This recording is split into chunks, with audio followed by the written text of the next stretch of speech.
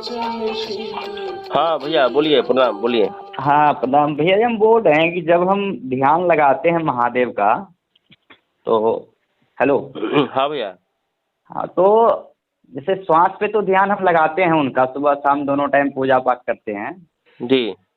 तो ध्यान जो है कि नमः शिवाय तो बहुत करता है, लेकिन क्या है मन इतना विचलित हो जाता है कि रात में कौन सा मशीन क्या किए, कौन सा कारीगर को क्या बोले, मन कभी स्थिर नहीं रहता है। कभी गांव चला जाता है, कभी यहाँ रह जाता है, कभी कंपनी चला जाता है। इस तरह का अवस्था में जो है ना कि ध्यान भटक जाता है। मतलब श्वास तो चलता रहता है नमः शिवाय का, जी। लेकिन जो मन जो है अस्थिर नहीं रहता है। उसका कुछ उद्देश्य है, कुछ मतलब कि है, तो बताइए कि मैं वो लागू कर सकूं ताकि मन को शांत रख सकूं। अच्छा भैया, कौन कंपनी में काम करते हैं आप? हम वाटर जेट में मास्टर हैं। अभी फिलहाल अभी मास्टरी का वो रनिंग का काम देख रहे हैं। ये कौन? साड़ी साड़ी बनता है यहाँ पे फैक्ट्री में, सूरत में। सूरत में? हाँ हाँ, सूरत में साड़ी बनता है। और शिव को गुरु कब से माने? शिव को गुरु तो माने तो हम 2007 से 6 से, लेकिन जब जिज्ञासा धीरे धीरे अभी 5 साल के दरमियान में, जी। जिज्ञासा 5 साल के दरमियान में इतना खींचा गया उनका, उनकी कृपा से कि हम और मतलब कि पहले से कई गुना ज़्यादा उनके ओर जुड़ गए। वो पहले तो जिस समय नाम घोषणा कराए थे उस समय हाँ हम मानते थे कि हाँ भोलेनाथ हैं, बाकी और कुछ उतना दिमाग हम नहीं लगाते। लेकिन इधर 5 साल के दरमियान में हम उनके ओर खींचे और गए, खींचते ही खींचते और मतलब कि नज़दीक जा रहे हैं। लेकिन यही बात है कि ध्यान जो है ना कि स्थिर नहीं रहता है। कभी लगता है कौन सा मशीन क्या रात में किए थे, कभी कौन सा कारीगर को कौन अपशब्द बोल दिए, ऐसा मतलब कि विचलित हो जाता है। वो मेरे ही क्लास के तब आप हैं, इसका मतलब। वही बात। क्लासमेट है आप। 2006-07 में हम भी है, हम भी हाँ हाँ महादेव को गुरु माने हैं। तो हाँ आप भी हाँ। मान लीजिए 606 और 7 में, तो क्लासमेट हम लोग हो गए। नहीं, हम एग्जाम दिए थे 2009 में 10th का। उसके अच्छा बाद घर का जिम्मेदारी संभालने की ओर से घर में सबसे बड़े हम ही हैं। अच्छा। तो फिर पापा भी पढ़ाने चाहे, लेकिन हम बोले नहीं, हमको हम पढ़ेंगे तो फिर बाकी सब भाई बहन क्या करेंगे। तो इसीलिए हम 2009 से ही परदेश निकल गए। तो उस दरमियान में अपने भाई बहन सबको अपने अपने सही जगह पे ला दिए हैं, बशर्ते हम अपने इधर कंपनी में काम कर रहे हैं।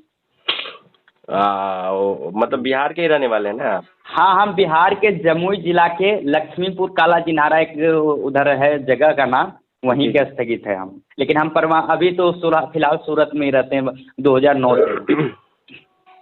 हम्म। देखिए भैया, इसमें जैसे कि आपका जो बात सुने हैं, समझे? हाँ हाँ हाँ तो हम अपना जो बता देते हैं अनुभूति या एक्सपीरियंस बता देते हैं। हाँ हाँ हालांकि भैया। एक ही क्लासमेट के हुए हम लोग, एक ही साल में 6-7 में हम भी शिव को गुरु माने थे। तो हमारी अच्छा। सासू माँ हमारी जो है नाम का घोषणा कर दी थी। हाँ हाँ हाँ। जी जी। तो जैसे कि एक्सपीरियंस के आधार पर हम आपको बताते हैं कि एक तो गुरु की दया से, गुरु ने दया करके हमको और आपको दोनों को खींचा। हाँ हाँ बराबर। खींचा मतलब कि उन्होंने ये बताया कि मैं गुरु हूँ। जब मैं गुरु रहता हूँ तो देखो कैसे तुम्हारे जीवन में, तुम्हारे लाइफ में चेंजिंग होता है, बात में, व्यवहार में, विचार में, समाज में। और जब मैं गुरु तुम्हारे साथ नहीं रहता हूँ तो कैसे फिर क्या क्या होने लगता है, गड़बड़ी, परेशानी, उतार चढ़ाव, ये भी देख लो। तो हम लोगों ने आए हुए समय, जितने भी समय है, आज 2021 भी जाने वाला है। तो अभी तक हम लोग इतना छानबीन करके देख लिए हैं। अब हम लोग पूरा विश्वास हम लोग को हो गया है कि हाँ अब इनके साथ में रहने में फायदा है। तो ये बात गुरु ने साबित कर दिया, बता दिया हम लोगों को दया करके। और नमन का जो बात है भैया, जैसे कि हम, जहाँ तक हम समझे हैं, साहब के चर्चा से हम सुने थे, और उन्होंने कहा था कि नमन जब श्वास पे चलेगा तो गुरु दया से चलेगा, बिना गुरु की दया से नहीं चलेगा। और वो नमन जब गुरु की दया से जब अजपा जब होने लगेगा अनायास, मतलब कि आप उसको याद नहीं करते हैं और अनायास आपका नमः शिवाय चलने लगा। मान लिया आप काम कर रहे हैं, पढ़ाई कर रहे हैं, खाना खा रहे हैं, और आपको अनायास नमः शिवाय आपके श्वास पे उतरा और मतलब उतर गया। तो उस समय आपका मन कहीं भी रहेगा, खेत में रहे, खलियान में रहे, किसी भी काम में रहेगा, उससे कोई मतलब नहीं है। वो प्रणाम डायरेक्ट महादेव को स्वीकार होता रहता है, महादेव स्वीकार, महादेव के चरणों में स्वीकार हो जाता है। अच्छा अच्छा। वो आदान प्रदान महादेव से कनेक्शन हो जाता है। साहब साहब ने ये बात साफ साफ शब्दों में कहा था। अच्छा। जो मेरे पास चर्चा काफी पहले तो मोबाइल में लीड लगा के हम सुना करते थे। तो उस समय उसी समय मतलब उसी टाइम के बीच में ये बात हम सुने हुए हैं। ठीक है। अच्छा। और उसके बाद दो जब लॉकडाउन हो गया तो हम तो अपना आओ चले सीपीओ जो चैनल बनाए, तो इस पर हम कोशिश किए कि वो वाला चर्चा डाले खोजे, लेकिन हमको नहीं मिला भैया वो। ठीक है, वो वाला कहीं लीड में कहीं मिस हो गया बात। तो आपको नमः शिवाय अनायास श्वास पे अगर आ रहा है जा रहा है और आप सुन रहे हैं कि ना नमः आया और शिवाय गया, तो समझिए ध्यान देने की जरूरत नहीं है भैया वहाँ पे। जो है ना भैया, जैसे कि हम जो मशीन में काम करते हैं तो ऑलरेडी 24 आवर, जैसे अभी नाइट पाली मेला चल रहा है, तो ऑटोमेटिक मतलब ये हमको मतलब कि ये मन में लाते नहीं, हमको ये करना है ऑटोमेटिक। जब मशीन बनाने लगेंगे ना या तो कभी भी 12 बजे रात, 1 बजे रात, कभी 2 बजे रात, जो भी मतलब सोना तो रहता नहीं है नाइट में, तो 24 में आवर में हमेशा अपने आप तीव्र मतलब कि आते रहता है नमः शिवाय नमः शिवाय नमः शिवाय आते ही रहता है। और जब उनका जब कृपा हुआ तो बदलाव तो जिंदगी में बहुत हुआ, और उनका कृपा है कि हमेशा मतलब कि हर एक काम सुकून वाला हुआ, मतलब कभी असफल वाला ऐसा कुछ कार्य अभी तक की जिंदगी में हुआ ही नहीं है भैया। भैया एक बात पहले समझ लीजिए, कृपा शब्द जो बोलते हैं ना आप, ये कृपा के जगह पर दया बोला कीजिए। अच्छा अच्छा, सो ओके ओके ओके। क्योंकि कृपा का मतलब होता है कीजिएगा, कीजिए तब मिलेगा, मतलब कृपा। ओहो, कर दबाव की तरह। हाँ, कृपा मतलब कि आप अगर करते हैं तब आप पाएंगे। अच्छा अच्छा, करके पाएंगे। ओहो हो। तो हम लोग की इतनी क्षमता नहीं है कि हम लोग अपने आदि गुरु महागुरु जगत गुरु शिव के लिए कुछ कर सके। वो तो नहीं है। तो पाएंगे कहाँ से? इसलिए साहब ने कहा कि दया शब्द का इस्तेमाल करो। ओहो। दया का मतलब होता है कि हम कुछ नहीं करेंगे क्योंकि हम असमर्थ है, हम असहाय है, हम पूरा बीमार हैं, हम पे आप दया कर दीजिए। दया का मतलब ये हुआ, रहम कर दीजिए। तो ये इस शब्द का यूज किया करिएगा आप। ठीक है, ओके ओके जी भैया। हाँ, चूंकि शिव गुरु चर्चा में चलते हैं तो जो शब्द आप बोलेंगे उस शब्द का मतलब आपको पता होना चाहिए। हाँ हाँ, बराबर बराबर। हाँ, और उसके बाद नमः शिवाय अगर आपके श्वास पे आता है तो आपको ध्यान लगाने की जरूरत भैया नहीं है। अच्छा अच्छा अच्छा। और नमः शिवाय से प्रणाम करने का विधा है, अपने गुरु शिव को प्रणाम, ध्यान लगाने का विधा नहीं है। आप कभी ध्यान लगाइएगा नहीं नमः शिवाय से। आप नमः शिवाय से रात में 108 बार प्रणाम करते हैं। करते हैं रात में? हाँ हाँ हाँ। तो कैसे करते हैं? वही उंगली पे करते हैं, जैसे नमा से श्वास लेते हैं और शिवाय से छोड़ते हैं। नहीं भैया, रात में जो प्रणाम करना है वो शिष्यानुभूति किताब पढ़े हैं? नहीं भैया, ये सब तो हम नहीं पढ़े, हमारे पास सिर्फ हाँ। हम आपको व्हाट्सएप पे PDF शिष्यानुभूति का किताब भेज देंगे।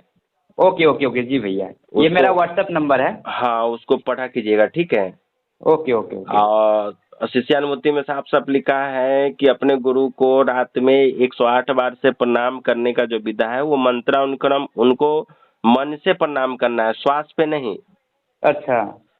ये वो गुरु भाई जिज्ञासा पूछा था कि सर हम रात में प्रणाम मन से करते हैं ना, तो श्वास पर नमः शिवाय चलने लगता है, क्या करेंगे? तो साहब कहते हैं कि नमः शिवाय जब श्वास पर चलने लगता है तो श्वास पर नमः शिवाय करो और उंगली को रोक दो। अच्छा अच्छा। नमः शिवाय श्वास पर जब रुक जाए, खत्म हो जाए, तो फिर मन से जो है गुरु के चरण पे प्रणाम करो नमः शिवाय। फिर उसके बाद दूसरा उंगली बढ़ाने से पहले फिर देखो कि हमने गुरु को प्रणाम किया कि नहीं किया। गुरु का चरण जो आपको दिख रहा हो, हम तो अपने साहब का चरण देखते हैं, तो नमः शिवाय उनका चरण पर अगर दिख गया तो फिर हम उंगली घसकाते हैं। अच्छा। ऐसे करेंगे तो 15-20 मिनट, आधा घंटा, 1 घंटा भी लग जाता है। अच्छा। हाँ, कभी कभी नींदों पड़ जाएगा। अच्छा, क्योंकि वो जैसे वो तो हाँ, वो तो सोने के दरमियान में जो है ना भैया, हाँ सोने के दरमियान में वो अनुभूति जो है ना कि हमें मतलब कि वो करते करते नींद आ जाती है। लेकिन आपस में जैसे कि हम, जैसे अभी मेरा अभी नाइट ड्यूटी चल रहा है, हाँ तो इस दरमियान में हम जैसे उंगली पे नहीं कर पाते, उस समय मन में आते रहता है, वो मन में आते रहता है। जैसे सोने के समय वो करते हैं उंगली पे, और जैसे अभी नाइट पाली में जा रहे हैं काम करने के लिए, काम करते करते भी आते रहता है मन में हमेशा। हाँ, तो हो गया नमः शिवाय अगर आपके श्वास पर चल रहा है। देखिए श्वास पर ही नमः शिवाय जो है शिव के शीश के लिए मतलब कि ये आधार, मतलब जीवन का आधार है। श्वास पे प्रणाम जब आता है और जाता है ना, समझिए कि यही शिव के शीश का जो है, जिसको बोलते हैं ना साहब, कहते हैं कि हर पल प्रति पल अगर आपका प्रणाम श्वास पे महादेव को जाता है, यही शिव की शिष्यता है। अच्छा अच्छा अच्छा। हाँ, तो अगर आपको आता जाता है और आपका मन काम पे है, कहीं और दूसरे काम पे है, जिम्मेवारी पे है, तो अच्छा बात है। आपको इसको कहीं कोई छेड़छाड़ नहीं करना है, कुछ दिमाग ज्यादा नहीं लगाना है, समझे भाई? Okay okay okay. सिर्फ आपको 3 सूत्र जो महादेव कहा है कि दूसरे को भी हम कहो, 3 सूत्र के बारे में इतना ही दिमाग लगाना है कि कोई व्यक्ति नया मिल जाए चाहे पुराना मिल जाए, तो उसको अपने गुरु से सटावे उसको, ठीक है? Okay okay okay. इतना सिर्फ ख्याल रखना है, मतलब अपने गुरु के कार्य के प्रति अब ध्यान लगाइएगा, तो देखिएगा आपको सब ऑटोमेटिक समझ में आता जाएगा, ठीक है? हाँ। ओके भैया, ओके ओके। और वो जो लिंक है ना भैया, वो भेज दीजिएगा, और ये आपका नंबर हम सेव कर लेंगे, और कभी भी इस तरह की कुछ जिज्ञासा हुई तो हम आपको भैया कॉल करेंगे। हाँ भैया, बिल्कुल। तो आपका मेरे ख्याल से सब कुछ क्लियर हो गया नहीं? हाँ भैया, हाँ क्लियर हो गया। अब कोई संकोच नहीं हुआ रहा। गुरु की दया से हो गया भैया। चलिए ठीक है भैया, प्रणाम। ठीक है प्रणाम। Thanks for watching, like share and subscribe.